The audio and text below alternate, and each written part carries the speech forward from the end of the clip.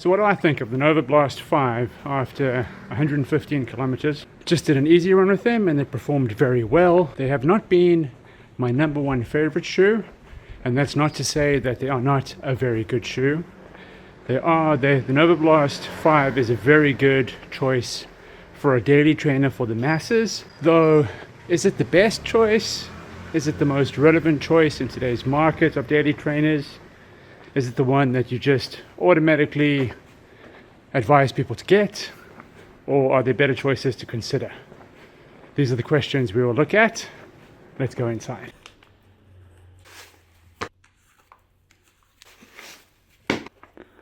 Okay, well, here we are. And here are the shoes. What do I think? Okay, first and foremost, I need to mention that these shoes are very, very comfortable. They fit really very, very snugly.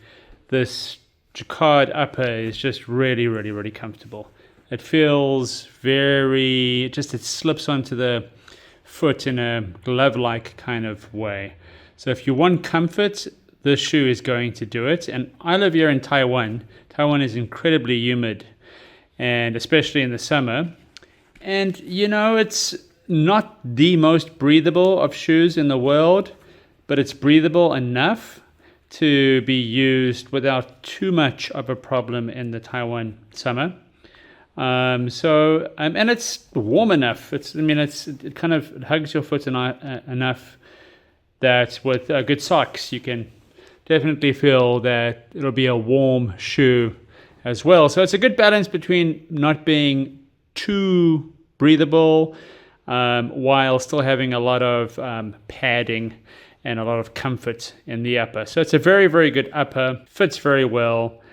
So for comfort, it gets a lot of points. And when you're looking for a daily trainer for the masses that you can easily recommend, something that's comfortable is definitely a very important factor to consider. And this shoe is definitely comfortable. Another thing is it has a good stack height, so it's going to be very protective. All of this foam underfoot is very protective, but it's not the very best foam in the world. It's good, it feels bouncy, but I have some issues with the bounce of this foam.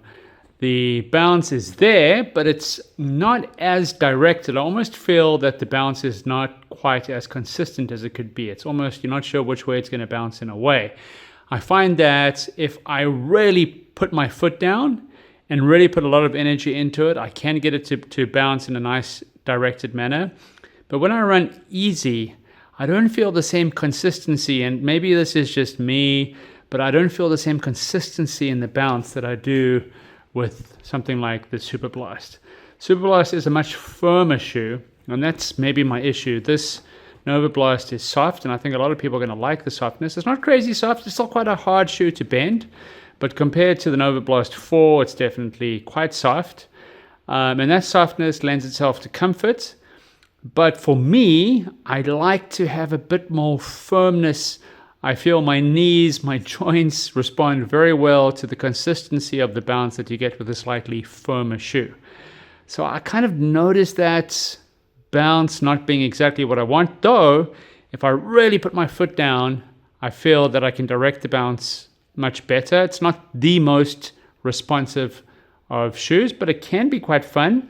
Now this has softened considerably because I have almost 900 kilometers in these shoes, but they're still much firmer than these shoes, and they're still more responsive than these shoes. Today I did an easy run in these shoes, and they performed very well. The pace that I was able to achieve for the heart rate that I had, very good. So the feel underfoot, they felt slower than the performance shows. So there's definitely still energy return in these shoes. And I did try these shoes for some steady runs. And again, they performed very well.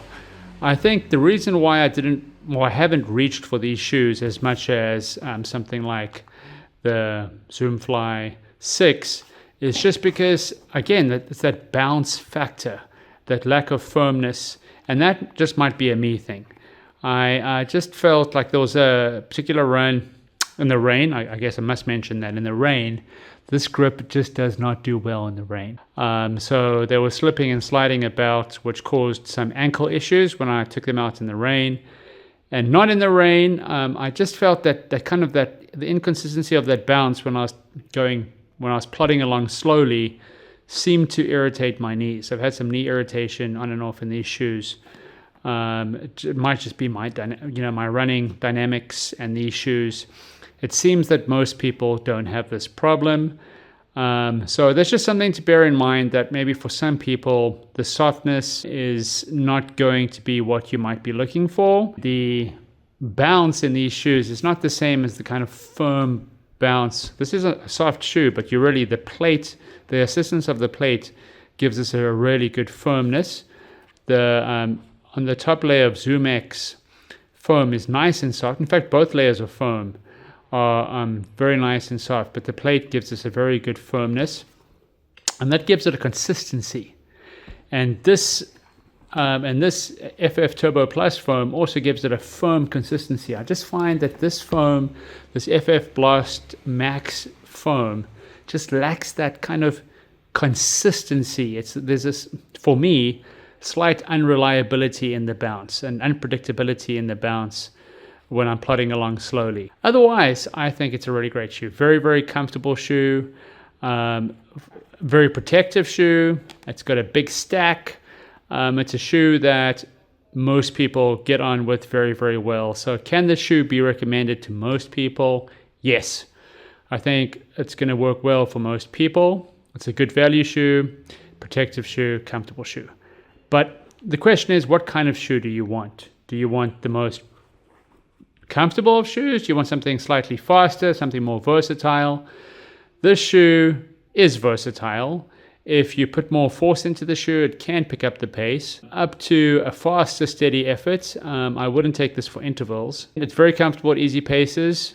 If you don't have that inconsistency of bounce problem that I have, it's very comfortable. It's going to be a good marathon trainer. It's a good steady run shoe where you're putting a bit more pace, like a zone 3 kind of effort, lower zone 3 kind of effort into the shoe, and you're really putting a bit more energy into the shoe. It's going to be good for that. It doesn't give back as much as other shoes like the Superblast 2. So is this relevant in today's market? All these things depend. For me, I would not purchase this shoe. I would rather purchase another pair of Superblast 2 or even Superblast 1. I think these shoes are not just long run shoes. These shoes can do easy runs better than these shoes for me now. Just because of that consistency of the bounce. These shoes can do everything these shoes can do and a lot more. They have more range. I would also choose the Zoomfly 6 above these shoes. These shoes are actually quite stable. And another thing I should mention is I'm a 4-foot striker. I think if you land on your heel, you may have a very different experience with these shoes. And for a 4-foot striker, the Zoomfly 6 have a very nice platform on the forefoot. So these shoes are better at everything for me, from easy all the way to tempo runs and even intervals. You can even race in these shoes. So much more versatile. Now, other shoes that I haven't tried, but that I would look at and perhaps try these shoes on, the Novablast 5, and also try these other alternatives on before you make your decision, include the Puma Velocity 4. That shoe is getting rave reviews, very versatile. It might feel a lot better than these shoes. It's got some softness. It's softer than the 3, but it's going to be, I think, firmer than this shoe. And it seems as though most runners prefer it to this shoe. Another option to consider if you like a soft, comfortable shoe that's able to pick up the pace is the New Balance Rebel V5. I think that might be a much better option. And then the last shoe to mention in the daily trainer market would be the Evo SL. Now, I've ordered a pair of the Evo SL. I've tried them. I've run around in them, and I really love the way they feel. The only issue for me with the Evo SL is the narrow toe box. I have wide feet, and these shoes are quite comfortable. So if you have wide feet, these shoes do very well. They fit true to size with my foot. The Evo SL at the shop, they also were true to size, though I did feel slight restriction in the toe box. I get that with my wide feet. I do not have that problem with these shoes. So good, very comfortable fit for me. Very nice padding, heel padding. So really, really plush, comfortable shoes. But the Evo SL, they slightly firmer. I like the firmness. They have way more bounce. You can really feel the bounce with the Evo SL. They have a much more aggressive rocker than these shoes. So, it really depends what you want. For me, the Evo SL, I think, would be good for long runs where I want to put marathon work in the long run, speedier sections in the run. They'll be good for tempo runs, for steady runs, and even for intervals. And I see myself now, the way my running's evolved, even using the Evo SL for easy runs. I don't like squishy shoes for easy runs anymore. And I wouldn't call these completely squishy. They have a good amount of firmness. It's just, I just feel there's a slight inconsistency to the bounce you get. There's almost like a feeling of bounce without as much pop. It's a bit of a weird thing that I get with these shoes. But do I like these shoes? Nonetheless, yes. I will still use these shoes for easy runs. I'm going to still give these shoes more of a chance. I've had them for quite a while, and I've only put 115 kilometers into these shoes. So I'll try a few more steady runs in these shoes, and even I'll try a couple of tempo runs in these shoes, but I'll mainly be using these shoes for easy runs. Each time I wear these for an easy run, I'm really going to be wishing that I was wearing these. But I'm not going to buy another pair of these. They're expensive. I'm going to wait for the Superblast 3. So I kind of got these because my Superblast 2 had too many miles. So in summary, these are very good shoes. They might be the perfect shoe for a lot of people. Very, very comfortable. They can be fun and bouncy. The bounce lacks firmness. There's a bit of an inconsistency to the bounce for me. The grip is not great. The grip in the Superblast is fantastic. They can be very slippy in wet weather. So I would not wear these shoes in wet weather. Still good shoes. A lot of people love these shoes. Very capable, very versatile daily trainers. Are they the best daily trainers in today's market? Probably not. Investigate other choices like the New Balance Rebel V5, the Puma Velocity V4, and things like, another one that you should definitely investigate, a bit more expensive, and it's got a nylon plate, is the Saucony Endorphin Speed, the new version of that. But for the price, this is great, and also not too expensive, very versatile shoe that you can investigate instead is the Zoomfly 6. It does have a plate. You might not want a plate, in which case there's also the Evo SL, but that's leaning to the speedier side of things. A lot of these shoes that I'm recommending lean to the speedier side of things, which may not be the best choice for newer runners.